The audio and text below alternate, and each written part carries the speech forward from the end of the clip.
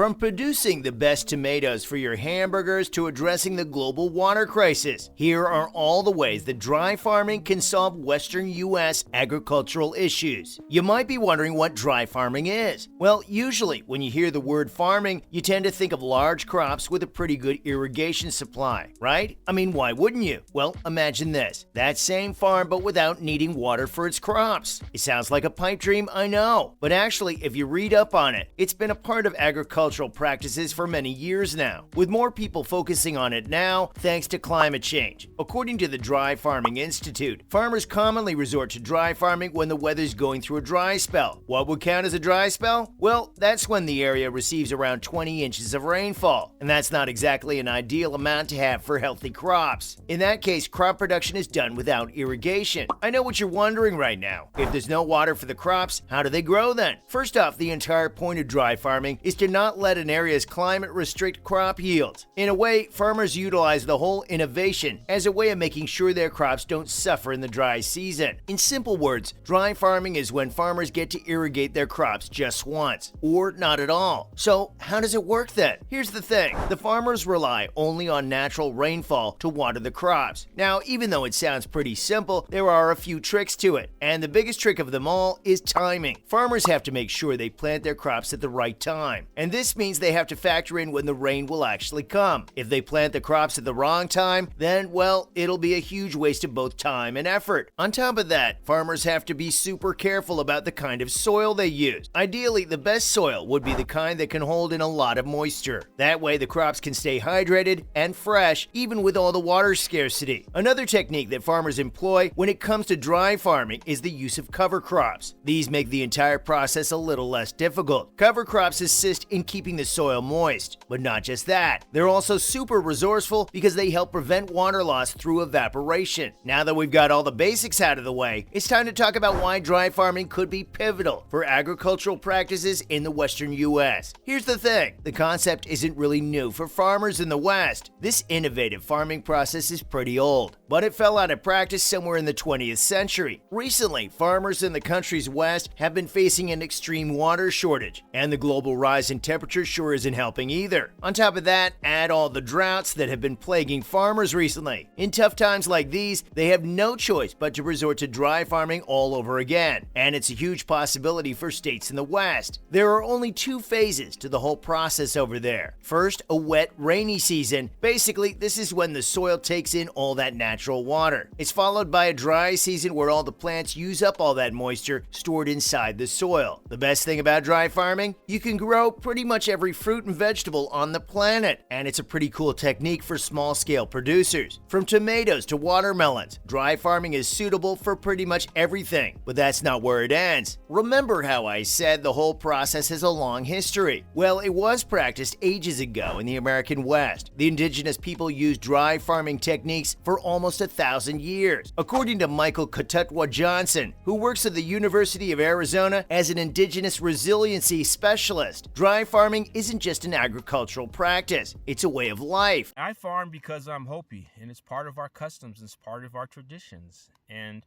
we've been farming out here for well over 2,000 years in the arid Southwest. Johnson is a member of the Hopi tribe. They grow corn, lima beans, and plenty of other crops, and they only do it through dry farming. But for the indigenous people, it's more than farming. It's a way of connecting with the environment. These days, all anyone cares about is getting something out of the beautiful world they live in. But for the Hopi tribe, dry farming is taking care of the environment and trying to learn how it works. Have your planting stick, and your seeds. That's all we've got.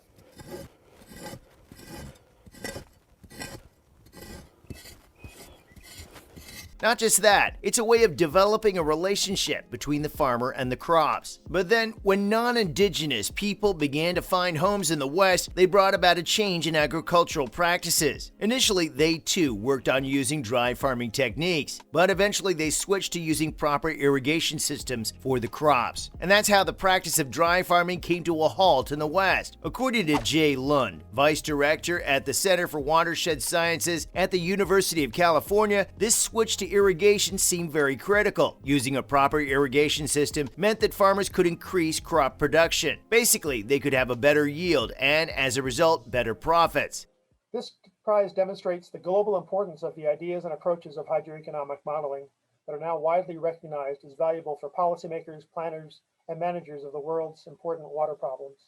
But here's the deal, folks. There's not much water to go around anymore, unfortunately. On top of that, there's more farmland than there is water to maintain that land. Take the San Joaquin Valley, for example. It's one of the largest agricultural lands in the region, and it heavily relies on water for its crops. The main source of water supply is the deep aquifers, and even before this water can reach the crops, it has to go through a long, complicated process of transportation. Now, you must be wondering, what's the big deal? Well, when they're transporting all of this water through those intricate canals and pipes, there's often a chance some of it might be lost due to evaporation and leaks. When you factor that into the equation, you see how plenty of irrigation water is wasted in this process. But that's not where this story ends. Recently, researchers discovered that farmers have been extracting more and more water from the ground. There's nothing wrong with that. It's only that when you take too much of something, you end up creating a deficiency, and that's what's happening in the West. Those tap into this line here and then shoot out into the Berry area. So we'll have running water here next to where we're going to be processing, and we'll be able to tap into this, basically a sewer line. A lot of water is being used, but none of it is being replenished. Add to that the difficulties most farmers are now facing with water shortages and inadequate irrigation supplies. The problem only exacerbates itself. The situation is pretty dire, as you can see. And the worst part? The future looks bleak. By 2040, more than 200,000 hectares of land will be taken out of irrigated production in the San Joaquin Valley. Why? Well, it was proposed in the 2014 Sustainable Groundwater Management Act. This pipe has a little spigot in every hole. This pipe does not. It's empty. It's got one there.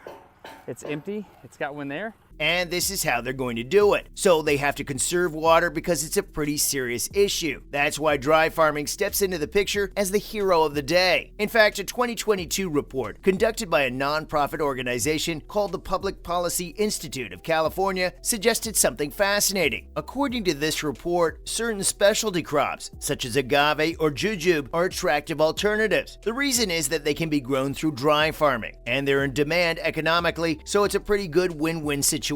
What's more, the entire practice has plenty of other benefits. The biggest one is that it reduces workload. According to Catherine, a farmer who has land leased outside of Portland just for dry farming, crops grown on such land don't get a lot of weeds, so that's less weed pulling for the farmers. On top of that, there's no need for herbicides either. And then what's the biggest advantage? Well, it's that these crops aren't grown with a lot of water, so naturally the product has less water in it, which just means it makes it easier to store for a long time. That's a wrap on why dry farming could prove to be a good agricultural practice in the American West.